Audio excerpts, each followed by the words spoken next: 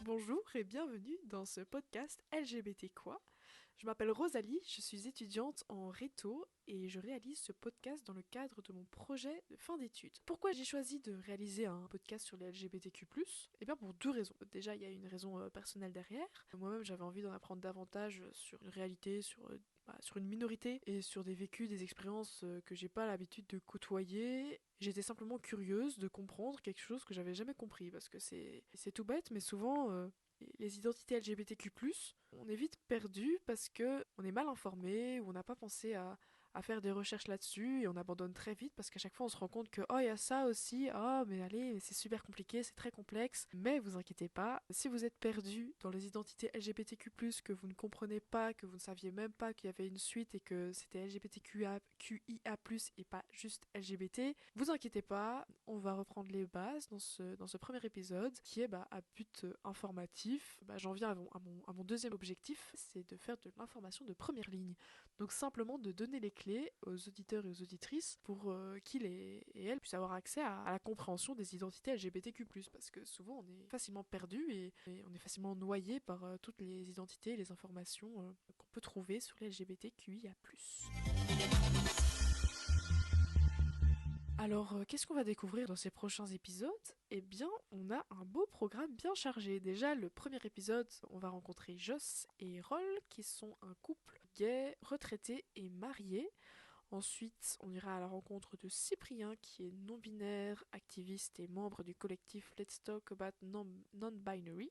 Pour le troisième épisode, on rencontrera Nora, qui est une femme trans couronnée Miss Continentale Europe 2022 et qui partage sa transition sur les réseaux sociaux. Et enfin, on terminera avec Émilie, qui est psychologue à l'ONE, à l'Office de la naissance et de l'enfance, et qui donne cours à l'UC Louvain dans la faculté de psychologie. Pour ce dernier épisode sera surtout là pour apporter un peu de contenu théorique et pour répondre à quelques questions qu'on pourrait se poser et que je n'ai pas trouvé dans mes recherches. Le but ici, c'est simplement non pas de parler des identités LGBTQ+, mais parler avec certaines d'entre elles parce qu'elles sont pas toutes représentées. Malheureusement, je ne pouvais pas représenter toutes les identités LGBTQ+, possibles, car il y en a un large éventail.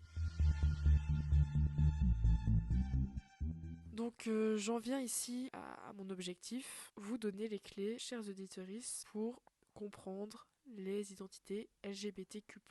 Donc déjà, il faut comprendre que l'identité d'un individu est construite sur différents axes identitaires qui sont assez essentiels pour pouvoir comprendre les identités LGBTQ+. Je m'explique. Dans ces axes identitaires, il y en a 4 que je vais vous expliquer. On a l'orientation sexuelle et romantique, le sexe biologique, l'identité de genre, et enfin on a l'expression de genre. Ces 4-là, ils sont bien à distinguer et bien à comprendre pour pouvoir ensuite ne pas être perdu quand je vais vous parler de personnes non-binaires, quand je vais vous parler de trans, quand je vais vous parler de personnes cisgenres, parce qu'il y a un large vocabulaire, les identités sont construites sur ces 4 axes identitaires. Donc alors le premier, l'orientation sexuelle et romantique, qu'est-ce que c'est? Donc l'orientation sexuelle, c'est l'attirance que quelqu'un a ou non, donc une attirance physique envers un ou plusieurs genres. Et ensuite l'orientation romantique, c'est une attirance romantique ou émotionnelle qu'une personne a ou non envers un ou plusieurs genres. Ensuite le sexe biologique. Ça, c'est l'interprétation qu'un médecin va faire sur base de critères biologiques, génétiques et physiologiques pour donner à un enfant un sexe. Donc, c'est-à-dire que vous avez un enfant qui naît, et le médecin, qu'est-ce qu'il va faire? Il va se baser sur ses caractéristiques biologiques, génétiques et physiologiques pour dire, cet enfant, c'est un mâle, cet enfant, c'est une femelle. Parce que, comme cet enfant a un utérus, hop, case femelle. Cet enfant a des testicules, hop, c'est la case mâle.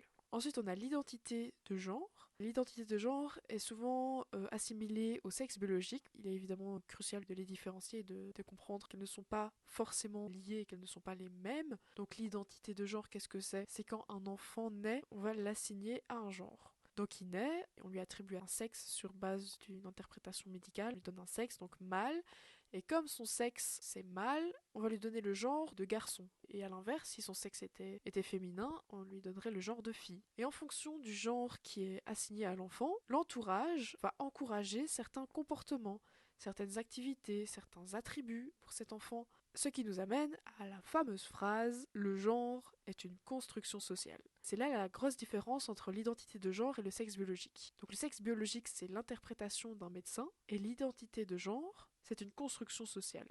Et aujourd'hui, c'est aussi ce qui fait parfois un peu bloquer dans la compréhension des identités LGBTQ+, c'est que le sexe biologique est souvent associé à l'identité de genre. Et donc le genre est une construction sociale. Et au fil de son développement, l'enfant va choisir sa propre interprétation et son propre rattachement à un rôle social qui lui convient. Donc il va dire, oh bah cette case-là ça me convient, la case de garçon ça me convient, la case de fille ça me convient, je m'identifie au genre féminin, je m'identifie au genre masculin ou autre.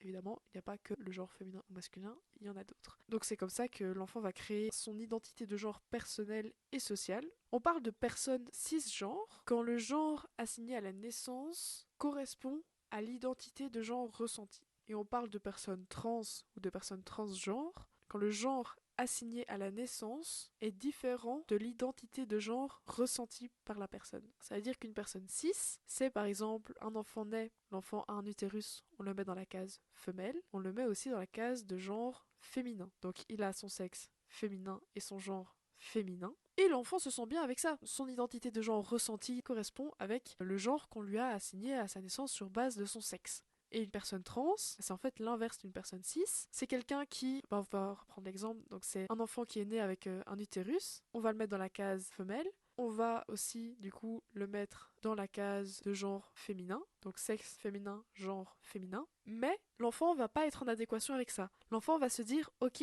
on m'a assigné le genre féminin à la naissance, mais moi je m'identifie au genre masculin, ou alors à un autre genre. Et ça, c'est une personne trans. Donc c'est une personne qui s'identifie à un genre différent du genre auquel elle a été assignée à sa naissance. Et enfin, comme dernier axe identitaire, on a l'expression de genre. Et là encore, l'expression de genre est parfois un peu confondue avec l'identité de genre ou alors même le sexe biologique. Donc l'expression de genre, c'est quoi? Ça va être l'interprétation et la présentation du genre d'un individu sur base de normes genrées. Donc ça veut dire quoi? Ça veut dire, par exemple, par les normes genrées, j'entends par exemple une fille, ça porte une robe. Un garçon, ça joue au foot. Etc. Donc ça va être l'expression de genre, ça va être par exemple une fille qui joue au foot, comme le foot dans les normes genrées c'est associé au garçon, et son expression de genre va être masculine. Voilà, c'est tout bête, et l'expression de genre c'est pas la même chose que l'identité de genre, donc on peut présenter une expression de genre masculine, mais ressentir son identité de genre comme féminine. C'est juste que l'identité de genre, c'est quelque chose de ressenti, c'est un rapport intime avec son genre, alors que l'expression de genre, c'est une présentation, c'est une performance du genre, et c'est ce qu'on va montrer à l'extérieur et à son entourage. Donc ça, c'était pour les 4 axes identitaires qui façonnent l'identité d'un individu. C'est important de comprendre ces 4 axes identitaires et de les dissocier, parce que c'est souvent comme ça que les stéréotypes sont créés. Donc les stéréotypes sont créés en mélangeant ces différents axes. C'est important de les séparer pour mieux comprendre les différentes identités LGBTQ+.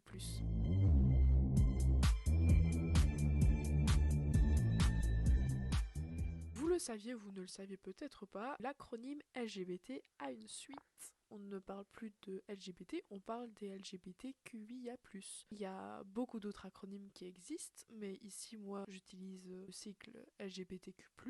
Voilà, il y a des lettres, il y a des identités, il y en a à foison. Ici, on en a quelques qui sont nommés dans l'acronyme, et on va les voir. Donc on a le L pour lesbienne, c'est une femme qui est attirée par une femme. Ensuite, on a le G pour parler de personnes gays, donc un homme qui est attiré par un homme. On a le B pour parler de personnes bisexuelles, donc une personne qui est attirée et par le même genre et par le genre opposé. On a le T pour les personnes trans ou les personnes transgenres. Et là, attention à pas parler de personnes transsexuelles. Le terme transsexuel, il est devenu un peu obsolète, il est devenu même un peu tabou. On parle plus non plus de transsexualité, on parle de transidentité parce que le mot transsexuel a un passé pathologique, si je peux dire ça comme ça, parce que il était utilisé pour la maladie mentale. Dans la psychiatrie, une personne transsexuelle, c'était quelqu'un qui était malade en fait. Donc maintenant, on utilise plutôt le mot trans ou le mot transgenre pour parler de personnes qui s'identifient à un genre qui est différent de celui qui leur a été assigné à la naissance. On en parlait tout à l'heure avec l'identité de genre. Ensuite, on a le Q, donc on est LGBTQ. Oui, c'est ça. Donc on a le Q pour parler de personnes queer. Et là, c'est quelqu'un qui a une identité de genre, une expression de genre, une orientation sexuelle et romantique, ou un sexe biologique qui n'est pas conforme, ou qui n'est pas traditionnel, ou qui est hors catégorie pour la société. Ça reprend un peu toutes les identités du cycle LGBTQIA+, c'est un peu un terme parapluie pour parler de toutes les personnes qui ne rentrent pas dans l'hétéronormativité. L'hétéronormativité, c'est considérer que la norme pour une personne, c'est d'être hétérosexuel, donc d'être attiré par le genre opposé, et d'être cisgenre, donc de s'identifier au genre qui lui a été assigné à la naissance. Ensuite, on a le I, pour parler des personnes intersexes. Une personne intersexe, c'est quelqu'un qui est né avec des caractéristiques sexuelles au niveau anatomique, au niveau des organes reproducteurs, au niveau de la structure hormonale, des chromosomes. Donc c'est une personne qui a un ou plusieurs de ces caractéristiques-là différents de la définition typique d'une structure féminine ou masculine. Ça représente 1,7% à 4% de la population mondiale. Donc il y a des personnes intersexes qui, de par leurs caractéristiques physiologiques, anatomiques, hormonales, ne correspondent ni au modèle féminin ni au modèle masculin. Ensuite, on a le A pour parler des personnes asexuelles et des personnes aromantiques. Donc les personnes asexuelles, ce sont les personnes qui n'ont pas ou qui ont peu d'attirance sexuelle envers autrui, mais elles peuvent avoir ou non une attirance romantique ou émotionnelle vers autrui. Et les personnes aromantiques, ce sont des personnes qui n'ont pas ou qui ont peu d'attirance romantique ou émotionnelle envers autrui, mais ces personnes-là peuvent ou non avoir une attirance sexuelle envers autrui. Et enfin, on a le petit plus de LGBTQIA+, pour parler de toutes les personnes qui sont marginalisées par leur rapport personnel avec le genre et la sexualité. C'est aussi parce qu'on ne peut pas mettre toutes les identités dans le mot LGBTQIA+, parce qu'il y en a beaucoup et que le mot serait beaucoup trop long et que je pense que beaucoup de gens seraient réticents à l'idée d'en apprendre davantage sur une communauté dont le nom est imprononçable si on venait à nommer toutes les identités dans le cycle LGBTQ+.